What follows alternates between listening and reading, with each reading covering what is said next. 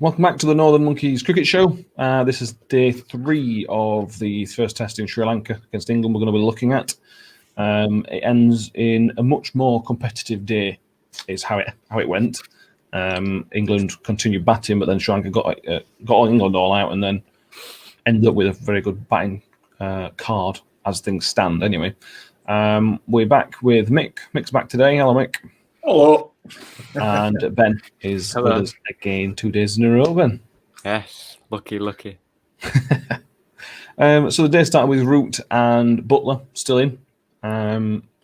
Root, we'll talk about Root first and then the collapse after then. But Mick Root went on to get his 4th double century, ending on 228 out and being last man out of 321 balls. He looks... Joe Root's one of them players, when he's on form and when he's comfortable, he's just an absolute pleasure to watch. It's just a class act, isn't it? It's a class act. And you know, I mean, and he's a captain. It's captain's innings as well as everything, as well as that. Yeah, he's just... I love to watch him bat. When he's on song, it's just a thing of beauty at times. And he's really taking this game back scruff at neck, hasn't he? Yeah, no, absolutely. So we ended up on 228 off 321, 18 fours and 1 6. That's it's strike rate of 71, Ben. So it's not like he's, just taking one off every 10 balls. It's quite a positive way of scoring, and he's got a lot of runs from it as well. Yeah, obviously we're going for big swing at end. That's how he got out. Yes. But why not? But yeah, like Mick said, captain's performance. You know what I mean? Not other people didn't have the best games. He got half of our runs.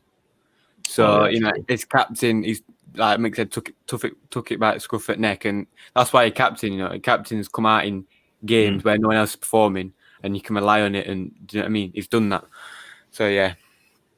Yeah, I mean, with the exception of Dan Lawrence and Johnny Bairstow, I'm a bit disappointed with the batting performance from England. I don't know whether this wicket has got something in it or what, but nobody else has really sort of stood on and helped Joe Root out, as a team, or we haven't as a team. Bit disappointing, really, particularly the lower order. I would have hoped that we would have battered well into today. I mean, I accept that we got a big lead, but we really needed to be ruthless, and to be fair, I don't think the bottom order has been. It was a bit disappointing. Yeah, it were. Just a few stats on Joe Root before we move on, because I do want to talk about the tail because it didn't go very well. It's his 4th double century.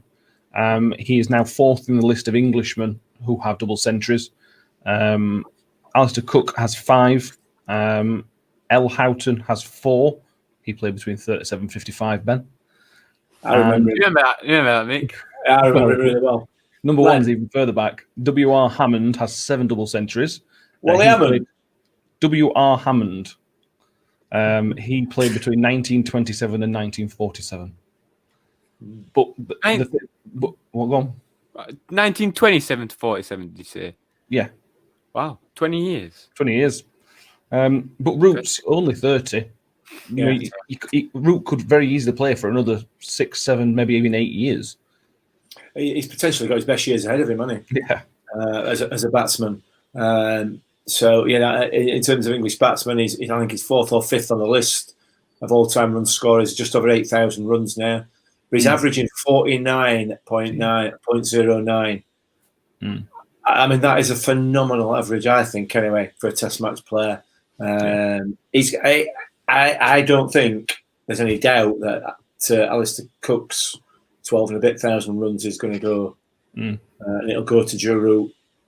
Yeah, so, which is fantastic. It's fantastic for Yorkshire. Yeah, that's yeah, no, absolutely it is. He's such a player to watch. They talked on Sky Sports. They interviewed him because last summer he didn't have a bad summer, but he didn't have a typical Joe Root summer in England. And he talked about he went away and worked by himself. He's not gone to a sort of coaching clinic or anything like that. He took himself away and studied other people batting, like Kane Williamson he mentioned, and people like that, to see where he can improve himself. and he's come first test of this year, and he looks fantastic. He looks back to his best. So hopefully, from England's point of view, it's a big test year, as we keep mentioning. He can keep that going and absolutely fill his boots this year, hopefully. Ben, on the lower order, England went from 375 for 5 to 421 all out, which means So I've worked out that we ended up getting 46 for 5 for the last 5 wickets. Joe Root got 32 of those 46. The thing is, right, when obviously we've got Broad down there. We've got Broad who can bat, right? Sometimes. At 11. He can bat sometimes. At 11, right?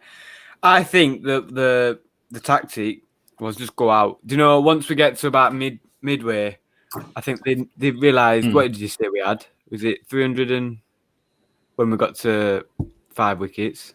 300 and what was it? 375. I think when we got to 375, they just went, you know what I mean? Just go out and swing. Try and get as many runs as you can. If you get out, it don't matter. Because I think that's enough.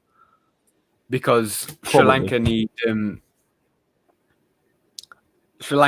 like 500 to make it an interesting test. I mean, not 500, but the commentator, the Sri Lankan commentator that they switched to halfway through, said that they need to get about 400 or 500 to make it an interesting test. And I agree. I think overall, so far, I think it's basically over because Sri Lanka's first innings was appalling. Like, he put me in, I can do better. Do you know what I mean? Put me in number 1, I'd last longer than some of them. Do you know what I mean? Yeah, no, definitely. Sam Curran got bowled duck, which is an absolute stunner from Fernando. It was a fantastic ball. Yeah. Don Best got ran at in very, very comical circumstances. Yeah, I know. I don't know. I haven't played cricket in a very long time. Well, not a very long time, but I'm not sure whose fault that was. It's because I think Best is. If that was batsman number 3 and batsman number 4, I think Joe Root, who was the man running, would have been out. But Don Best had to sacrifice himself for Joe Root. He had to. Yeah. I did think that, but I don't know. It probably is Root's fault. With the ball going to that end, it's Best's call technically, but Root had no intention of stopping. So for me, that's probably Root's fault. But he's more important to the batting side. Although Best can bat, he has got some okay stats. Leach LBW to Pereira, which was Plum. Plum. Get more. Plum was a Plum thing that was Plum, wasn't it? That. And then Wood only got 2 off 9. Stuart Broad ended 11 not out, and like you mentioned, Ben, Joe Root were last man out, slogging. I think Broad got a boundary though, didn't he? Before he went 2 out. boundaries, 2 fours. Yeah, big hitter, isn't he, Broad? He can bat a bit. He can bat a bit, can't he? He can, yeah. Stuart Broad, so yeah. He got done a few years back. I think it was against Pakistan or something like that. Yeah, for not walking. No, somebody did him a bouncer and it hit him on head hard. Yeah. And since then, he's just not been the same batsman. Yeah. Before that, has he got a 150? So he's certainly got a century, hasn't he? Yeah, he has. Yeah, I can't remember what his highest score is, but he can bat. He can bat definitely when he wants to. Yeah, but we got let down by the other ones, as in Curran a little bit, but it were beauty. Leach and Wood. Yeah, they're not very scoring batsmen, but they could have held on for a bit longer, scoring wise. On to Sri Lanka. Their batting innings, Mick.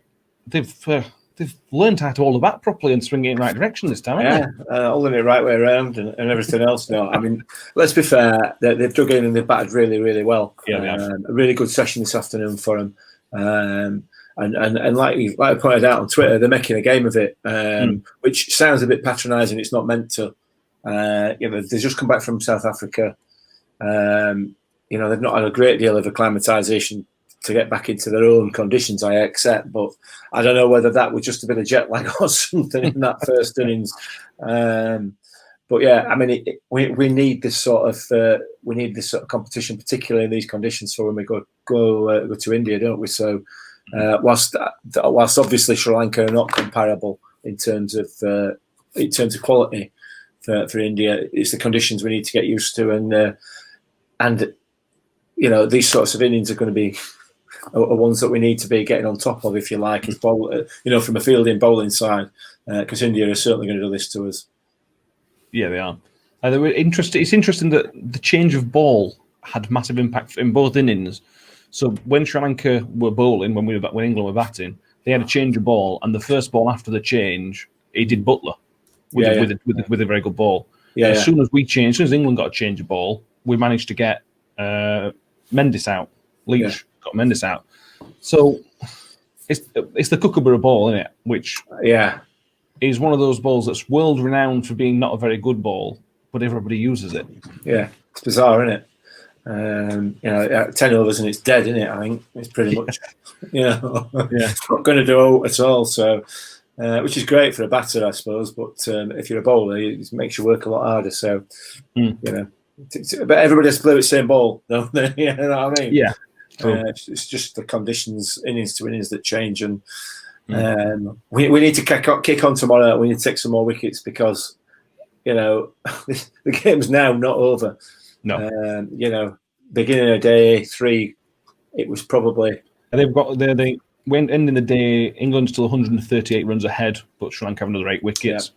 Yeah. We lost a lot of the last session to rain or bad light, as it were this time. So that's got to be a slight concern for England, that although it's 2 days, we might only have potentially 4 sessions out of those 2 days. Yeah, and it depends on only just over a day. And what's going to happen to this pitch? How much is it going to deteriorate? It's already kicking up a little bit, and when the spinners are bowling, you're getting dust and cracks appearing. So, who knows? It could be quite interesting. Could be quite an interesting couple of days. You never know. It might not be the walkover that we were all expecting yesterday. We'll see. Yeah, absolutely. Sri Lanka deserve a lot of credit. Pereira got 62, I think, out slogging, which is probably a disappointment. They're on 62. Yeah. You're 62 and an opening batsman. It's a bit of a silly shot to go for, really. Yeah. Actually, touching on Sri Lanka, I said this yesterday. I don't know if you might remember this, Matt, but I said that they've got the players to come out and take it back scruff at neck, and they must have been listening or something. Because they clearly have, haven't they? Yeah, definitely. And Thiriman, 76 off 189, not out. So he's their man at the crease who's settled. They're going to need him to go big-ish. If they're going to have a chance of winning the game, he needs to get 150 plus, and he needs somebody else to stay with him and get 50, 60 at least. Yeah, definitely. I agree. So hopefully, we'll see how. Hopefully, we said yesterday we want a game. The Test cricket can be quite dull when it's just one team battering other team. When the bat dominates the ball, it can be quite dull. So hopefully, it gets a bit more interesting, and Sri Lanka take the game to England and we get a proper Test match out of this. I suspect they probably will. Yeah, cool. So thank you everybody for watching. Thanks, Mick, Ben. It's been a pleasure. We'll see you all tomorrow on day 4 for the day 4 review, and we may even have a result. You never know. Yeah. Maybe. Cheers, guys. See you later.